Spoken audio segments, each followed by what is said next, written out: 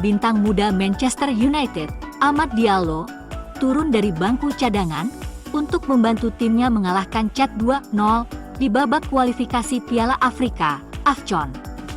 Sang juara AFCON kini menguasai grup G dengan 6 poin dari 6 pertandingan, unggul 3 poin dari Zambia di posisi kedua.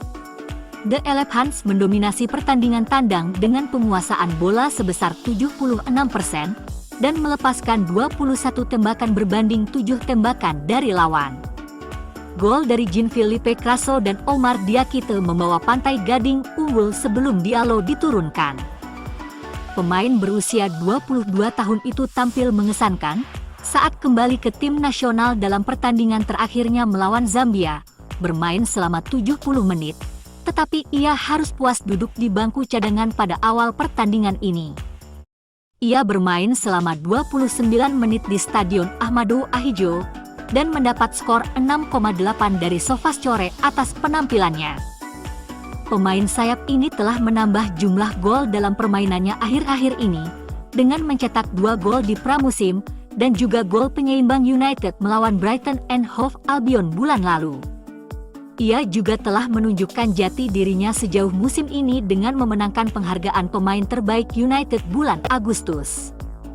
Meskipun demikian, ia tidak memiliki peluang mencetak gol dalam pertandingan ini, tetapi berhasil menyentuh bola sebanyak 22 kali. Ia juga menunjukkan keterampilan dan kontrolnya yang ketat dengan menyelesaikan 2 dari 3 percobaan dribblenya. Diallo juga disiplin saat menguasai bola dengan menyelesaikan 15 dari 16 umpannya dengan akurasi 94%.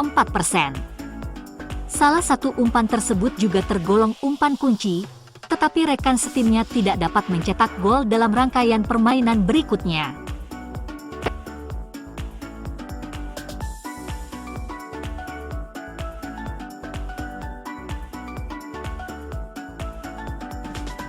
Kiper Manchester United, Andre Onana, tersanjung oleh curahan cinta dari para penggemar klub Inggrisnya di Uganda.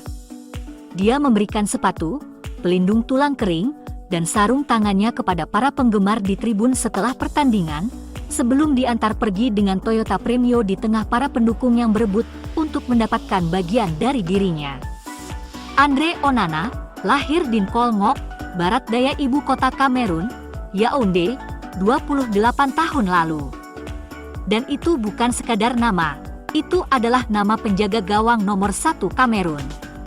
Yang terpenting, itu adalah nama merek olahraga global, bintang Manchester United. Kekuatan luar biasa yang diasosiasikan dengan brand MU itu, ditampilkan sepenuhnya di Stadion Nambole di Kampala pada hari Selasa, saat Onana dan tim nasional sepak bola Kamerun menghadapi Zimbabwe dalam kualifikasi Piala Afrika 2025. Zimbabwe menjadi tuan rumah pertandingan ini di Nambole, karena CAF menjadikan stadion kandang mereka di bawah standar untuk kualifikasi ini. Di dalam stadion, hampir setiap gerakan anggota tubuh Onana mengundang teriakan keras dan tiupan vuvuzela oleh ribuan penggemar. Bahkan, sekitar 15.000 pendukung di dalam Nambole mengenakan jersey MU, dengan beberapa mengibarkan bendera klub. Dari pemanasan, selama pertandingan, dan setelahnya, cinta penggemar terhadap Onana hampir nyata. Dan Onana yang terharu, meletakkan tangannya di dada dengan tangan lainnya di udara, lalu kedua tangan di udara dalam posisi membungkuk di hadapan para penggemar. Kamerun ditahan imbang tanpa gol dalam laga itu.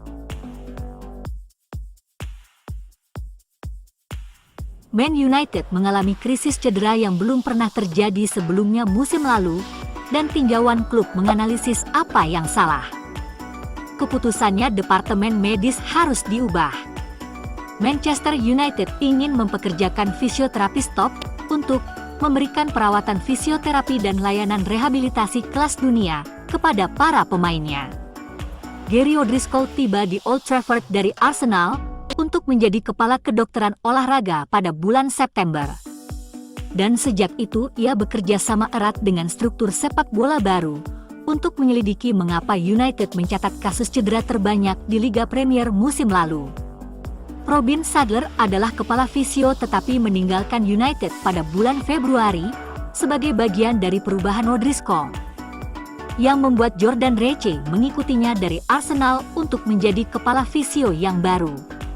Terjadi perubahan lebih lanjut di musim panas saat fisioterapis tim utama Richard Meron dan John Devin dikonfirmasi hengkang dan keduanya merupakan anggota staf yang sudah lama mengabdi. Meron telah bersama klub selama 23 tahun dan Devin telah menjadi staf selama 27 tahun. Kepergian mereka dikatakan sebagai bagian dari restrukturisasi departemen medis yang lebih luas. Manchester United memperkenalkan peralatan dan mesin pemulihan yang baru yang dirancang untuk meningkatkan pemulihan pemain. Mesin diklaim meningkatkan recovery rata-rata 25% lebih cepat dari kondisi biasanya. Perubahan yang dilakukan Ineos tidak berhenti sampai di situ. Kepala pendapatan PSG, Mark Armstrong, akan meninggalkan klub dan akan bergabung dengan Jean-Claude Blanc di Manchester United. Tiba di tahun 2018, Armstrong berkontribusi dalam pengembangan sponsorship Paris Saint-Germain selama hampir 6 tahun, dibantu dengan kehadiran Mbappe, Messi, dan Neymar.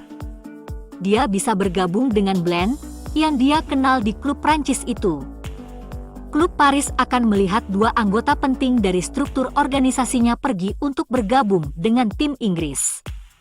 Dalam beberapa minggu mendatang, Mark Armstrong, Direktur Umum Pendapatan, akan meninggalkan klub ibu kota karena alasan pribadi. Selain Armstrong, Paris juga akan melihat Nicolas Arndt hengkang. Bertanggung jawab atas aktivitas tiket, keramah tamahan, dan non-pertandingan di Parc des Princes, dia akan bergabung Chelsea. Akun Twitter Mupetier melaporkan bahwa Manchester United telah berbicara dengan Rabiot pada bulan Juni. Ada minat pada sang gelandang, meskipun tidak nyata. Terlebih Rabiot menginginkan gaji yang signifikan. Pembicaraan lebih didorong dari sisi pemain.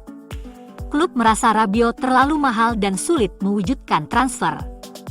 Menurut beberapa pejabat klub, keputusan tentang Rabiot harus dikaitkan langsung dengan penggunaan Maino. MU perlu mengistirahatkan Maino untuk sebagian besar menit yang akan dimainkan tim ini musim ini. Dan dari sejarah jelas bahwa memiliki pemain pengganti yang solid adalah satu hal, dan hal lain jika pemain pengganti tersebut merupakan penurunan performa yang besar di lapangan. Siapa yang akan menggantikan Maino? Katakanlah MU bermain melawan Newcastle, apakah Ten Hag berani memasukkan Collier? Jika fans setuju dengan itu, maka Rabiot tidak diperlukan. Namun jika MU akan berada dalam situasi di mana Maino akan dipilih terlepas dari berapa menit ia bermain dalam 3 minggu, atau 3 bulan terakhir atau apapun, karena pemain penggantinya tidak cukup bagus, maka Rabiot harus dipertimbangkan dari sudut pandang tersebut. Mount juga merupakan faktor dalam perspektif ini. Mount didatangkan sebagai pengganti Eriksen. Namun, bisakah ia bermain sebagai pemain nomor 8, dan apakah ia akan selalu tersedia?